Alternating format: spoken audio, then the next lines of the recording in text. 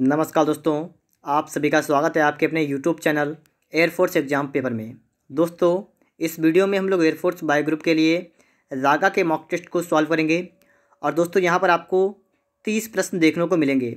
दोस्तों, इसी टाइप से आपके एग्ज़ाम में भी प्रश्न आपसे पूछे जाएंगे। तो दोस्तों, आप लोग इस मॉक टेस्ट को पूरा सॉल्व करिएगा और उसके बाद दोस्तों आप लोग कमेंट बॉक्स में बताइएगा कि आज आपने कितना स्कोर कर लिया है। और दोस्तों, अगर आपको इसकी PDF चाहिए तो इसकी PDF आपको टेलीग्राम ग्रुप पर मिलेगी और उसका लिंक आपको डिस्क्रिप्शन बॉक्स में दे रखा है। तो आप लोग टेलीग्राम ग्रुप को भी ज्वाइन कर लीजिएगा। तो चलिए शुरू करते हैं।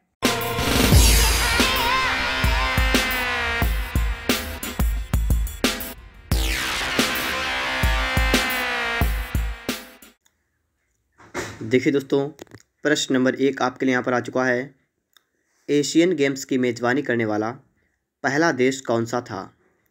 दोस्तों, यहाँ पर आपको 4 ऑप्शन दिए गए हैं: कोरिया, भारत, जापान और चीन। यहाँ पर दोस्तों आपका राइट आंसर होगा ऑप्शन नंबर बी, भारत।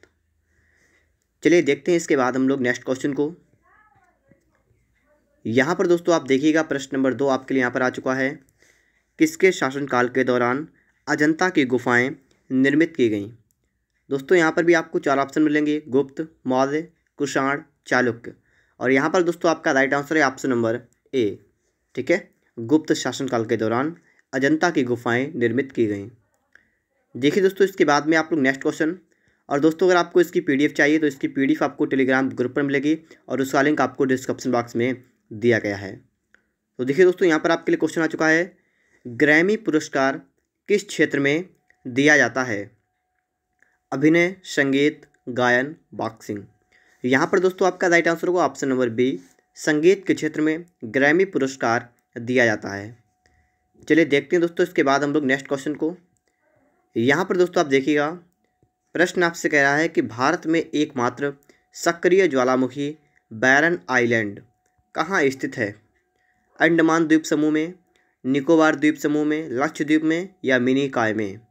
यहाँ पर दोस्तों आपका राइट आंसर होगा ऑप्शन नंबर बी, निकोबार द्वीप समूह में बैरन द्वीप स्थित है, ठीक है। इसके बाद दोस्तों आप देखेंगे क्वेश्चन नंबर 5। देखिए दोस्तों, यहाँ पर चुनाव आयोग किस अनुच्छेद के अंतर्गत स्थापित किया गया है?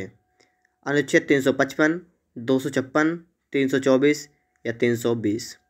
दोस्तों, यहाँ पर आपका राइट आंसर होगा ऑप्शन नंबर सी, अनुच्छेद 324 के अंतर्गत चुनाव आयोग स्थापित किया गया है। दोस्तों, इसके बाद आप देखिए प्रश्न नंबर 6 आपके लिए यहाँ पर आ चुका है। और प्रश्न आपका है कि प्रोग्राम इनपुट और आउटपुट के बीच का समय क्या कहलाता है? तो क्या कहलाता है? एग्जीक्यूशन टाइम, ठीक है। याद करिएगा, अगर आपको याद ना हो, एग्जीक्यूशन टाइम। देखिए दोस्तों, इसके बाद नेक्स्ट क्वेश्चन को।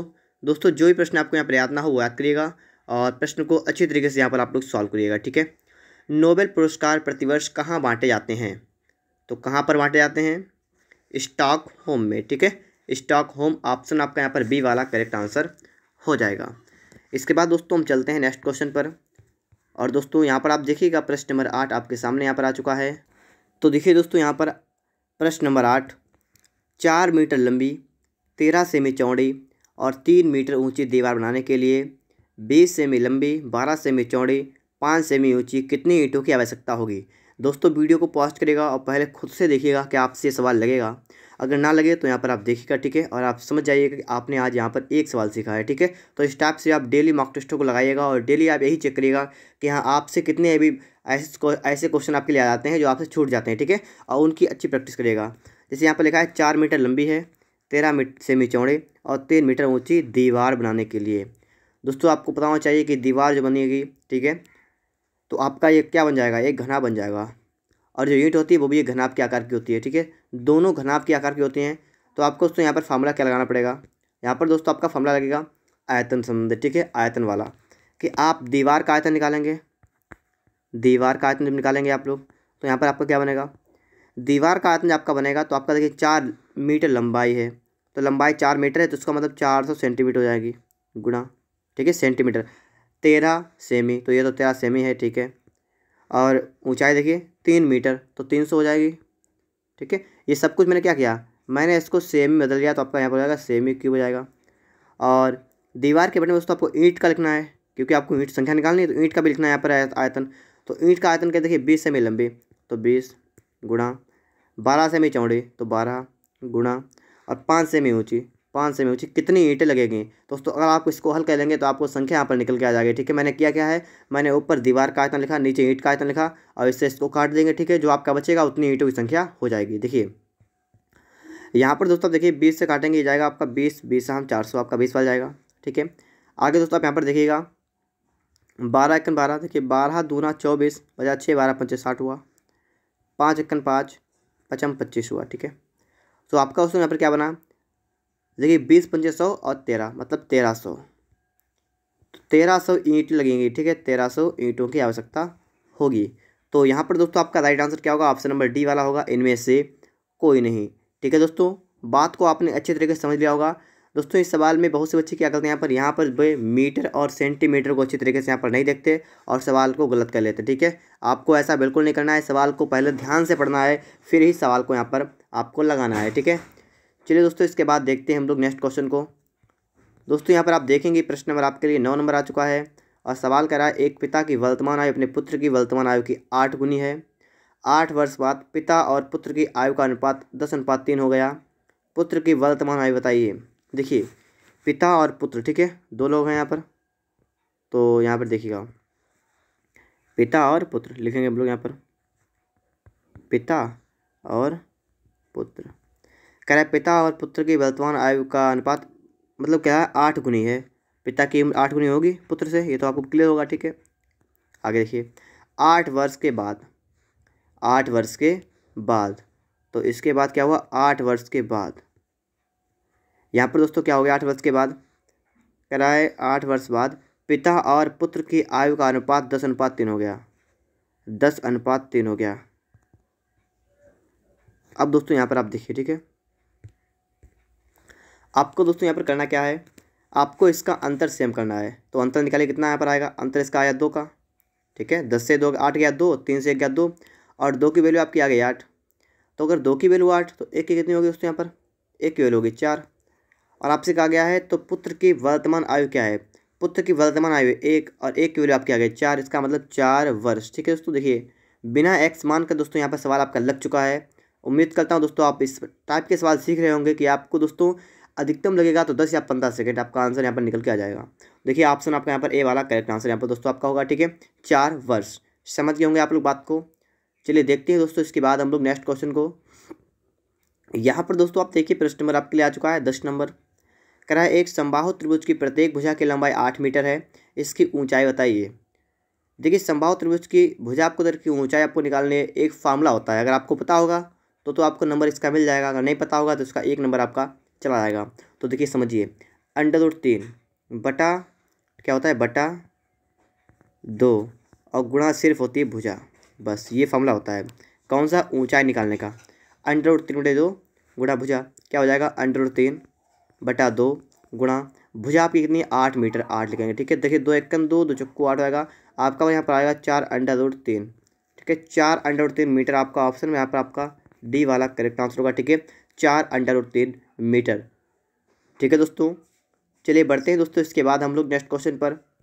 यहाँ पर दोस्तों आप देखेंगे प्रश्न नंबर आपके लिए आ चुका है 11 नंबर और इस सवाल को आप देखिएगा। ठीक है, ऐसा सवाल आपके एग्जाम में अभी पिछली बार मतलब आया था। ठीक है, और बहुत से बच्चों ने गलती कर ली थी, तो आपको बिल्कुल गलती नहीं करनी है। ठीक है, इस सवाल को भी आपको अच्छी तरीके से यहाँ पर सीखना है। अगर आपको नहीं आता है तो आप यहाँ पर सीखिएगा और दोबारा अगर एग्जाम में आ जाए तो आप उसमें गलती बिल्कुल नहीं करेंगे। ठीक है, देखिएगा 80 लीटर का एक मिश्रण बनाने के लिए टीना 3:2 के अनुपात में दूध और पानी मिलाती है।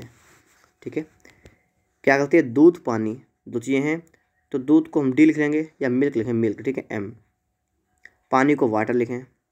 ठीक है, और किस अनुपात में, 1 मिनट रुकिएगा, देखिए मिल्क एम, वाटर डब्लू, और आपको इसका अनुपात रखा है 3:2 में मिलाने के लिए क्या है, और कितने लीटर दोस्तों यहाँ पर है, 80 लीटर है।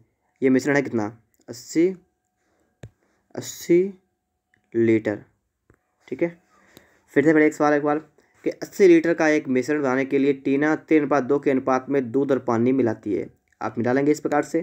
ठीक है, लिखा है उसे कितना पानी और मिलाना चाहिए ताकि दूध और पानी का अनुपात 2:3 हो जाए। सवाल में आपसे कहा गया है कि उसे कितना पानी मिलाना चाहिए। ये पानी जो आपका इसका 2 है, ये पानी कितना इसका बढ़ जाए कि इसका जो अनुपात है वो यहाँ पर दोस्तों कितना हो जाए। इसका जो अनुपात आपका बन रहा है वो आपका हो जाए 2:3 हो जाए। देखिए सिर्फ पानी बढ़ाया गया है, आपका दूध सेम रहेगा। बात को समझिए, सिर्फ पानी बढ़ाया गया है, आपका दूध सेम रहेगा। दूध सेम रहने का मतलब यहाँ पर दोस्तों ये हुआ कि आपको दूध को सेम करने के लिए ऊपर वाले समीकरण में 2 से गुणा करनी है और नीचे आप करनी है 3 से। अब देखिए 2 3 6 हो जाएगा मिल्क और 3 हो जाएगा 6। तो आपका दोस्तों यही जो आपका आगे कितना बन जाएगा, आपका हो जाएगा 2:2 नहीं, ठीक है। 2 3 कितना होता है 6, 6:4 और यहाँ पर आपका बन जाएगा 6:6, ठीक है। 6 नहीं 9, ठीक है। 3 3 9 होता है। अब दोस्तों फिर से आप यहाँ पर देखिए कि मिल्क यहाँ पर ये था आपका, वाटर यहाँ पर था, तो आपका ये कितना बढ़ गया बताइएगा। 4 से 9 हो गया, कितना बढ़ गया यहाँ पर आपका 5 यूनिट बढ़ गया। कितना बढ़ गया 5 यूनिट आपका बढ़ गया। तो यहाँ पर दोस्तों थोड़ी बात आप समझिएगा दोस्तों। यहाँ पर आप देखेंगे कि यहाँ पर दोस्तों अनुपात कितना इसका है 6:4 और दोस्तों है कितना ये आपका है 80 लीटर। बात आपके समझ में आ रही होगी। तो 6 4 कितना हुआ 10, मतलब 10 यूनिट जो है 10 यूनिट बराबर आपका है 80 लीटर के। 80 लीटर के आपसे पूछा गया 5 यूनिट की वैल्यू, आप 5 की निकालेंगे तो आधा कर देंगे इसको, आपका आ जाएगा 40 लीटर। तो आपका आंसर यहाँ पर दोस्तों आपका क्या होगा 40 लीटर। ऑप्शन आपका यहाँ पर सी वाला करेक्ट आंसर होगा, ठीक है, कि 40 लीटर पानी और मिला देना चाहिए ताकि अनुपात आपका 2:3 हो जाए। अब दोस्तों आपने इस सवाल को भी यहाँ पर सीख लिया होगा। अगर आपके एग्जाम में कभी भी इस टाइप का प्रश्न आता है तो आपको इससे कोई भी समस्या यहाँ पर नहीं होगी, ठीक है। देखते हैं दोस्तों इसके बाद नेक्स्ट क्वेश्चन को। और अगर आपको वीडियो अच्छा लग रहा है तो वीडियो को लाइक और चैनल को सब्सक्राइब जरूर करिएगा। दोस्तों यहाँ पर भी आपके लिए यहाँ पर आ चुका है प्रश्न नंबर 12। इस सवाल को भी समझिएगा, ठीक है। सवाल थोड़ा अच्छा सवाल है, ठीक है, एग्जाम के लिए इंपॉर्टेंट रहने वाला है, इसलिए दोस्तों मैंने इस मॉक टेस्ट में इसको भी शामिल कर लिया है। देखिएगा, एक रेलगाड़ी किसी खंभे को 12 सेकेंड में पार करती है। एक सुरंग को पार करने में कितना समय लगेगा यदि सुरंग की लंबाई रेलगाड़ी की लंबाई का 2 गुना हो। दोस्तों पहले वीडियो को देखिएगा और पहले खुद से एक बार ट्राई मारिएगा, अगर ना लगे तो यहाँ पर देख लीजिएगा, ठीक है। देखिए कह रहा है सुरंग की लंबाई रेलगाड़ी की लंबाई का 2 गुना है, मतलब सुरंग की लंबाई रेलगाड़ी की 2 गुना, मतलब सुरंग की अगर 2x है, रेलगाड़ी की लंबाई x है। बात को आपने समझ लिया होगा। यदि सुरंग की लंबाई रेलगाड़ी की लंबाई का 2 गुना है तो रेलगाड़ी की लंबाई x मान लिया आपने, सुरंग की लंबाई 2x मीटर, ठीक है, दोनों मीटर में है, ठीक है। अब देखिए स्टार्टिंग पढ़ेंगे। कह रहा है एक रेलगाड़ी किसी खंभे को 12 सेकेंड में पार करती है। रेलगाड़ी किसी खंभे को 12 सेकेंड पार करती है, मतलब स्पीड निकाले, इसकी स्पीड निकाले, ठीक है। क्या निकालेंगे हम लोग, इसकी स्पीड निकालेंगे। तो स्पीड मतलब होता है चाल, और क्या चाल होता है बराबर दूरी बेटा समय। दूरी खंभे के लिए हम सिर्फ रेलगाड़ी की लंबाई को लिखते हैं, तो यहाँ पर दोस्तों आपका जाएगा x बटा समय कितना 12 सेकेंड, तो आपका इतना हो गया मीटर प्रति सेकेंड, ठीक है। बात को आपने समझ लिया होगा कि ये एक रेलगाड़ी किसी खंभे को 12 सेकेंड में पार करती, मतलब क्या है कि चाल बराबर दूरी। दूरी आपका क्या होगा, खंभे की लंबाई तो नहीं जोड़ते हैं, तो सिर्फ आपकी रेलगाड़ी की लंबाई जुड़ेगी x, अपान में आपका 12 आ जाएगा। इतनी बात क्लियर होगी आपको। फिर आपसे देखिए आपको दूसरा निकालेंगे, सेकंड निकालेंगे, ऐसा क्या होगा आपका एक सुरंग को पार करने में कितना समय लगेगा, ठीक है, कितना समय लगेगा। ये सुरंग की लंबाई 2x मीटर है, ठीक है। अब यहाँ पर थोड़ी बात समझिए, समय आपसे पूछा गया, आप यहाँ पर मान लेंगे t समय लगेगा, ठीक है, t आपने लिख लिया। और ऊपर दूरी कितनी होगी, सुरंग को पार करने समय आपका क्या होगा कि जो रेलगाड़ी की लंबाई है और सुरंग की लंबाई उनको ऐड करेंगे तो आपका कितना दोस्तों होगा x + 2x होगा, इतने मीटर प्रति सेकेंड। इतनी बात अगर दोस्तों आपके समझ में आ गई है तो दोस्तों आप सवाल में कुछ भी नहीं रह गया, ठीक है। सवाल बहुत सिंपल आपका हो चुका है। अब यहाँ पर आप देखिएगा, आपको पता है देखिए रेलगाड़ी तो एक ही थी, अगर रेलगाड़ी एक है तो उसकी चाल बराबर होगी, ठीक है, क्योंकि उतनी ही चाल से जा रही होगी चाहे सुरंग को पार करे और चाहे किसी खंभे को पार करे। तो देखिए यहाँ पर अगर चाल बराबर है तो आपका उसमें यहाँ से बनेगा आपका एक चीज़ कि x/12 बराबर x + 2x, मतलब कितना 3x, 3x बटा t। तो आपका x से आपका x कैंसिल होगा, आपका आएगा t बराबर 3 × 12, कितना आएगा 36 सेकेंड। अब दोस्तों आप लोग बात को समझ पा रहे होंगे, यहाँ पर आपका राइट आंसर क्या होगा, ऑप्शन नंबर सी वाला 36 सेकेंड, ठीक है। दोस्तों आप लोगों ने इस सवाल को अच्छी तरीके से यहाँ पर समझ लिया होगा। चलिए देखते हैं दोस्तों, इसके बाद हम लोग नेक्स्ट क्वेश्चन पर चलते हैं। तो दोस्तों यहाँ पर आप देखिएगा प्रश्न नंबर आपके लिए आ चुका है 13 नंबर। एप्टीट्यूड शब्द के अक्षरों को कुल कितने तरीके से व्यवस्थित किया जा सकता है। देखिए दोस्तों आपको देखना यहाँ पर है कि एप्टीट्यूड जो आपका शब्द लिखा हुआ है इसमें कितने अक्षर हैं, तो इसमें गिनिएगा तो आपके 8 अक्षर यहाँ पर हैं, ठीक है, 8 अक्षर हैं। फिर दोस्तों इसमें आप देखिएगा कि कोई ऐसा तो अक्षर नहीं है जो 2 बार हो। तो आप देखिए आपका टी जो है टी, ये आपका 2 बार है। अब देखिए ये दोस्तों प्रायिकता का क्वेश्चन है, ठीक है। सवाल को समझिएगा कि एप्टीट्यूड में आपके टोटल 8 अक्षर हैं, जिसमें से आपके 2 जो है टी हैं, ठीक है, 2 एक जैसे हैं। तो आपसे पूछा गया कुल कितने तरीके हैं, तो इसके तरीके क्या होंगे? इसके तरीके होंगे फैक्टोरियल 8 बटा फैक्टोरियल 2। आपने सीखा होगा ये फैक्टोरियल 8 बटा फैक्टोरियल 2 बराबर दोस्तों आपका यहाँ पर क्या हो जाएगा? 8 गुणा 7 गुणा 6 गुणा 5 गुणा 4 गुणा 3 गुणा 2 और बटा में आपका फैक्टोरियल 2। तो 2 से आपका 2 कैंसिल होगा। आप लोग इन सब की गुणा कर लीजिएगा, आपका आंसर निकल के यहाँ पर आ जाएगा, ठीक है दोस्तों। और इसका आप गुणा करने के बाद आप लोग इसका आंसर हमें कमेंट बॉक्स में बताएंगे, ठीक है दोस्तों। चलिए देखते हैं दोस्तों इसके बाद हम लोग नेक्स्ट क्वेश्चन को। यहाँ पर दोस्तों आप देखिएगा सवाल नंबर 14 आपके लिए यहाँ पर आ चुका है। सवाल नंबर 14 को हम लोग यहाँ पर पढ़ते हैं। एक त्रिभुज ABC के आधार BC को दोनों ओर बढ़ाने पर उस पर बने बाह्य कोण क्रमशः 120 अंश और 105 अंश है। तदनुसार त्रिभुज के शीर्ष कोण का मान कितना होगा? देखिए दोस्तों यहाँ पर कहा गया आपसे कि एक त्रिभुज है, ठीक है। इस प्रकार से आपका एक क्या है? त्रिभुज है, ठीक है। और क्या है? ABC कह रहा है BC को दोनों ओर बढ़ाने पर, BC को दोनों ओर बढ़ाने पर, ठीक है, उस पर बने बाह्य कोण 120 अंश 105 अंश है। इस पर जो बाह्य कोण ये वाले बन रहे हैं कितने कितने हैं? ये 120 अंश है और ये 105 अंश है, ठीक है। कह रहा है तदनुसार त्रिभुज के शीर्ष कोण का मान क्या होगा? आपसे इसका मान पूछा गया है। तो चलिए देखते हैं यहाँ पर ये सवाल हमारा कैसे लगेगा। दोस्तों आप सभी को ये बात तो क्लियर होगी कि जब इस प्रकार से आप खिलान होती है, ठीक है, तो यहाँ पर आप देखिएगा तो ये वाला कोण आपका जो है ये टोटल कोण होता है आपका है 180 अंश। तो 180 से अगर हम इसको 120 को घटाएंगे तो आपका ये वाला आएगा 60 अंश निकल के, ठीक है। इसी प्रकार दोस्तों अगर हम 180 से 105 घटाएंगे तो आपका यहाँ पर कितना आएगा? यहाँ पर दोस्तों आपका आएगा 75 अंश, ठीक है। आपसे पूछा ये वाला गया है। आप सभी को पता है त्रिभुज के तीनों अंतःकोणों का योग 180 अंश होता है। तो आपका यहाँ पर होगा x प्लस 60 प्लस 75 बराबर 180। तो x प्लस कितना होगा? 7 6 13 मतलब 135 बराबर 180। तो x वाला आपका कितना निकल जाएगा? 180 माइनस 135 कितना आपका आ गया यहाँ पर दोस्तों? 45 अंश, ठीक है। 45 अंश दोस्तों आपको ऑप्शन में यहाँ पर सी में दिख रहा है, तो आपका सी वाला यहाँ पर राइट आंसर आपका हो जाएगा ऑप्शन नंबर सी।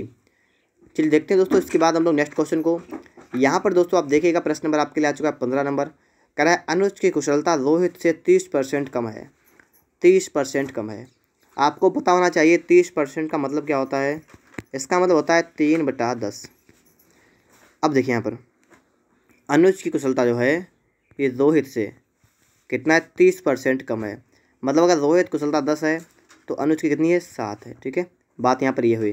कुशलता का मतलब इफिशिएंसी मतलब क्षमता, ठीक है। तो अनुज की कुशलता रोहित से 30% कम है, तो कितनी हो गई? 7 हो गए। लिखा दोस्तों यदि रोहित किसी कार्य को 16 दिन में कर रहा है, रोहित किसी कार्य को 16 दिन में कर रहा हो। देखिए रोहित किसी कार्य को 16 दिन में, और देखिए तो यहाँ से निकाल सकते हैं आप लोग वर्क, सब मतलब आपका काम कितना है। तो वर्क क्या होता है? E इंटू टी होता है। E इंटू टी आपका होता है फार्मूला, ठीक है। तो यहाँ से दोस्तों देखिए आपका वर्क कितना हो जाएगा? वर्क का क्या होगा? E into T E। और रोहित का इफिशिएंसी कितना है? 10। तो लिखेंगे 10 गुणा टी। टी कितना लग रहा है? 16 दिन में। तो 16 दिन में ये दोस्तों आपका हो गया टोटल काम। क्या है? दोनों मिलकर कार्य को कितने दिन में समाप्त करेंगे? अब दोस्तों टोटल आपका कार्य इतना हो गया और दोनों मिलकर कार्य कितने करेंगे, तो इसका मतलब क्या है? देखिए वर्क आपका इतना हो गया, ठीक है। तो आपका टोटल काम है 10 गुणा 16 और क्या पूछा गया है? दोनों मिलकर कितने में करेंगे। तो टाइम पूछा गया है, वर्क अपॉन इफिशिएंसी होता है। इफिशिएंसी अब दोनों की जोड़ी कितने हो? 17। 17 से आपको भाग करना है, तो आपका हुआ 160/17। अब दोस्तों बटा में 17 नहीं कटेगा, तो आपका यहाँ पर देखिए आपका ऑप्शन में यहाँ पर ए वाला करेक्ट आंसर होगा, ठीक है। नहीं तो आप निकाल के भी देख लें ऑप्शन दोस्तों, इसका आपका यहाँ पर ए वाला करेक्ट आंसर हो जाएगा। दोस्तों अगर आपको वीडियो अच्छा लग रहा है, लाइक नहीं किया है तो वीडियो को लाइक ज़रूर करिएगा। इसके बाद दोस्तों आप देखेंगे यहाँ पर नेक्स्ट क्वेश्चन को। देखिए दोस्तों प्रश्न नंबर 16 आपके लिए यहाँ पर आ चुका है। सूरज 2 किलोमीटर पूरब की ओर चलता है, फिर वह दक्षिण की ओर मुड़ जाता है और 6 किलोमीटर चलता है। वह फिर पूर्व की ओर मुड़ जाता है और 2 किलोमीटर चलता है। फिर वह उत्तर की ओर मुड़ जाता है और 12 किलोमीटर चलता है। सूरज आरंभिक बिंदु से कितनी दूरी पर है?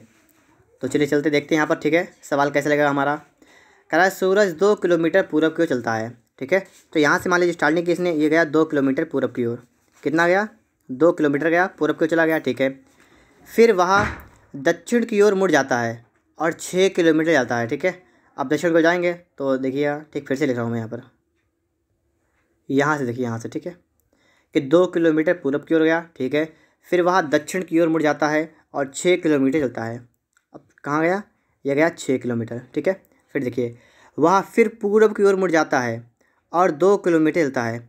अब देखिए मुड़ेगा पूरब की ओर, मतलब इस साइड में, ठीक है, और कितना आएगा, 2 किलोमीटर चलता है, ठीक है।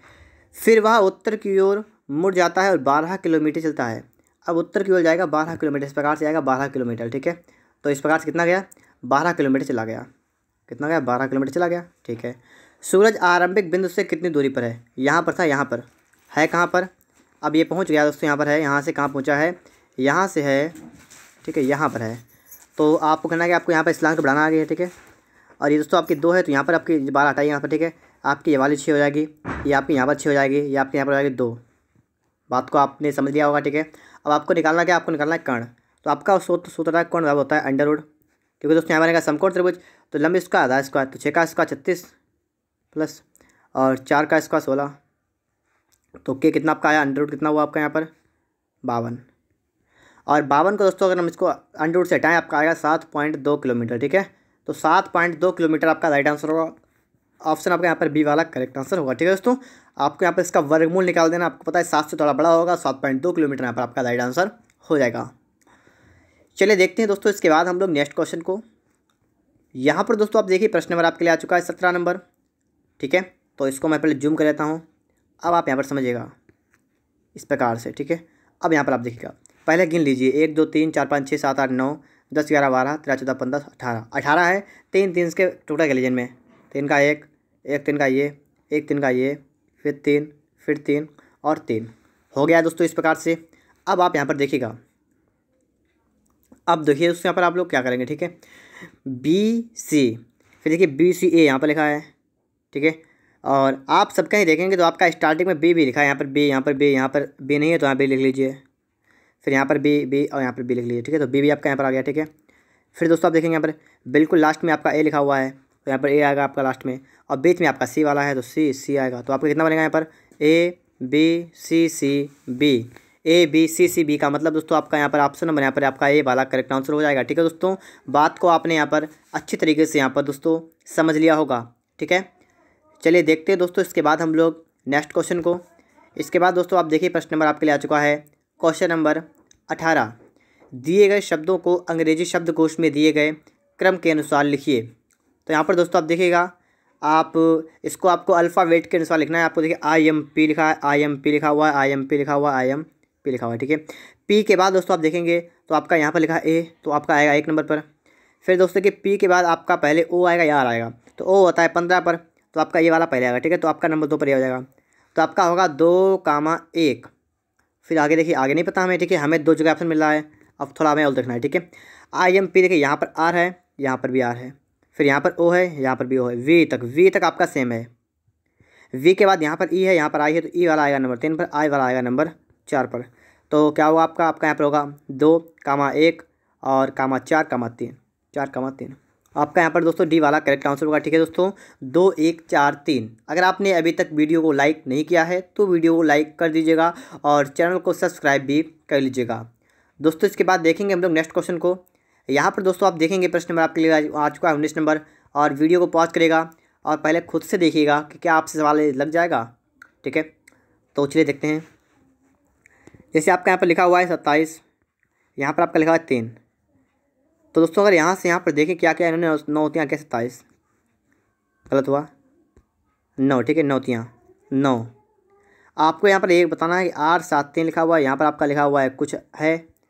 और दोस्तों आपको ये पता है लेकिन कि अगर हम इसके गुणा इसमें कर दें, इसके अगर 9 में गुणा कर दें तो इतना आ जाएगा। आप अगर यहाँ पर x मान लें, कोई दिक्कत होगी कि x में 9 की गुणा कर दें तो आपका इतना आ जाएगा। तो मतलब करना कि आपको सिंपल सा काम करना यहाँ पर है।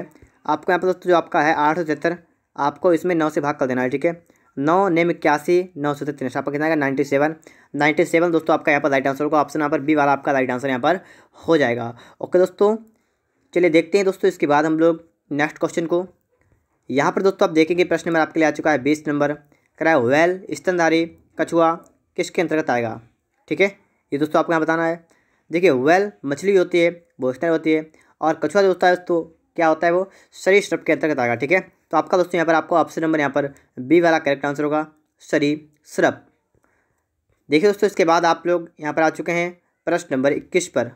तो यहाँ पर दोस्तों आप लोग देखिएगा। ठीक है, सवाल आपसे क्या करा है, दिए गए वर्णों के बीच एक विशेष नियम का पालन करके वर्ण छोड़े गए हैं। निम्नलिखित में से कौन सा विकल्प इस नियम का पालन करता है। कौन सा विकल्प नियम का पालन करता है। ठीक है, पालन करता है, एक पालन करता है और कोई पालन नहीं करता है। ठीक है, देखिए जैसे आपका पहला वाला उठाएंगे हम लोग। ठीक है, लिखा है ए, फिर लिखा है सी, एफ, ठीक है, फिर आपका एच, फिर आपका है जे। तो ए से गए सी पर, तो 1 और 2 होता है 3। ठीक है, फिर सी से गए एफ पर, 3 3 और 3 6, मतलब यहाँ पर 3 जोड़ा गया। ठीक है, फिर यहाँ से गए एच पर, तो 6 और 2 8, एच से गए जे पर, तो 8 और 2 10, मतलब 2 3 2 2 यहाँ पर जोड़े गए हैं। ये बात आपको क्लियर होगी यहाँ पर। ठीक है, आगे दोस्तों देखेंगे आप लोग बी वाला देखेंगे क्या लिखा हुआ है। आपका है बी, फिर आपका है डी, फिर आपका है एफ, फिर आपका है आई, फिर आपका क्या है जे। देखिए बी होता है 2 पर, डी होता है 4 पर, मतलब 2 जोड़ा यहाँ पर, फिर 4 2 6, 6 3 9 और 9 और 1 10। तो यहाँ पर दोस्तों 2 1 3 1 आ रहा, लिखा देंगे। अगला देखेंगे दोस्तों यहाँ पर, अगला आपका यहाँ पर है, आपका है बी, डी और क्या है एच, पी, एफ। तो बी से डी पर गए, प्लस का 2 किया, डी से एच पर गए, डी होता है 4 पर, एच होता है 8 पर, प्लस का यहाँ पर कितना गया 4 क्या है।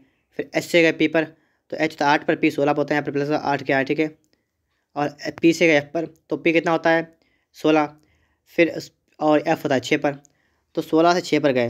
दोस्तों यहाँ पर आप देखेंगे 16 और 4 20 और 6 26, 10 यहाँ पर हो गए, 6 वहाँ पर, 16 यहाँ पर जोड़े। ठीक है, यहाँ पर जोड़े 16। आगे दोस्तों आप अगला देखिए। ठीक है, अगला बच्चा आप वो भी लिख लेते हैं। यहाँ पर आपका लिखा है डी जी एल। ठीक है, लिखिए यहाँ पर देखिए डी क्या है, डी, फिर आपका है जी, फिर आपका है जे, फिर आपका है एल, फिर आपका है एम। डी से आप जे जी पर गए, तो डी होता है 4 पर, जी होता है 7 पर, 4 3 हुआ 7 आपका। फिर जी से 7 से गए 10 पर, तो यहाँ पर 3 जोड़ा है, फिर यहाँ पर 12 है, मतलब 2 जोड़ा यहाँ पर। ठीक है, फिर एल से एम पर, मतलब 1 जोड़ा है यहाँ पर। आप दोस्तों यहाँ पर देखेंगे कि आपका जो पहला वाला है इसमें आपका 2 3 2 2 की बन रही सीरीज, इसमें क्या एक नियम का पालन करता है। इसमें कोई नियम लग रहा है, आपका नहीं नियम लग रहा है ना, तो आपका ये गलत हो गया। दूसरा आपका है कि 2 2 3 1, तो इसमें कोई नियम नहीं लग रहा है, आपका ये भी गलत होगा, दूसरा वाला। ठीक है, पहला दूसरा दोनों गलत हो गए। तीसरा आप देखिए दोस्तों यहाँ पर देखिए आप लोग लिखा है 2, फिर लिखा है 4, फिर लिखा है 8, फिर यहाँ पर 16। आपका दिखा है आपको डबल यहाँ पर हो रहा है। ठीक है, दिख रहा है आपको है डबल हो रहा है, तो एक नियम लग रहा है ना, तो इसमें नियम लग रहा है, तो आपका यहाँ पर सी वाला करेक्ट आंसर होगा। और डी वाले में भी 3 3 2 1, तो ये भी कोई नियम नहीं है। ठीक है दोस्तों, तो आप लोग इस बात को समझ पा रहे होंगे, आपका यहाँ पर ऑप्शन नंबर सी वाला करेक्ट आंसर हो जाएगा। चलिए देखते हैं दोस्तों, इसके बाद हम लोग नेक्स्ट क्वेश्चन को। यहाँ पर आप दोस्तों देखेंगे प्रश्न नंबर 22 को। 22 नंबर आपसे कह रहा है, प्रश्न में एक शब्द दिया गया है, उसके बाद दिए गए वैकल्पिक शब्दों में से उस शब्द को चुनिए जो दिए गए मूल शब्द के अक्षरों से नहीं बनाया सकता है। तो कौन सा नहीं बन सकता है। लिखा यूनिफॉर्मिटी, पहला देखिए टिनी, तो आपका टी आई और एन और बाई, तो पहला वाला बन सकता है। दूसरा देखिए लिखा है F O R M, F O R M आपको यहाँ मिल रहा है, बन सकता है। तीसरा है आर ई एन टी, देखिए आर यहाँ पर है और ई कहीं पर नहीं है। ठीक है, तो आपका ये वाला नहीं बन पाएगा, तो ऑप्शन आपका यहाँ पर सी वाला करेक्ट आंसर होगा। ठीक है, कि आर ई एन टी को नहीं बनाया जा सकता है। चलिए देखते हैं दोस्तों इसके बाद हम लोग नेक्स्ट क्वेश्चन को। इसके बाद दोस्तों आपके लिए आ चुका है 23 नंबर सवाल। ठीक है, चलिए पढ़ते हैं इसको। पी और क्यू भाई हैं, आर और एस बहनें हैं, पी का पुत्र एस का भाई है, आर का क्यू से क्या रिश्ता है। देखिए पी और क्यू क्या है, भाई हैं, लेकिन पी और क्यू और ये दोनों क्या हैं, ये दोनों हैं भाई। ठीक है, इसको लिखेंगे प्लस, इसको लिखेंगे प्लस। ठीक है, दोनों भाई हो गए। ठीक है, ठीक है, इस प्रकार से भाई हो गए। आगे देखिए आप लोग, आगे कह रहा आर एस बहनें हैं, तो एक आर है और एक एस है, ये दो क्या है, ये दोनों हैं बहनें। ठीक है, माइनस कर देंगे। ठीक है, पी का पुत्र एस का भाई है। ठीक है, एस का भाई है। देखिए पी का एक पुत्र है, थोड़ी बात समझिए यहाँ पर, पी का क्या है, पुत्र है। पी का पुत्र जो है वो एस का भाई है, और आर एस बहन है, इसका मतलब ये इसका भी भाई है। ठीक है, तो इसका मतलब ये हुआ कि आर एस और ये पुत्र जो है ये सब भाई बहनें हैं। बात क्लियर हो गई आपको। आगे देखिए, आर का क्यू से क्या रिश्ता है, आर का और क्यू से क्या रिश्ता है।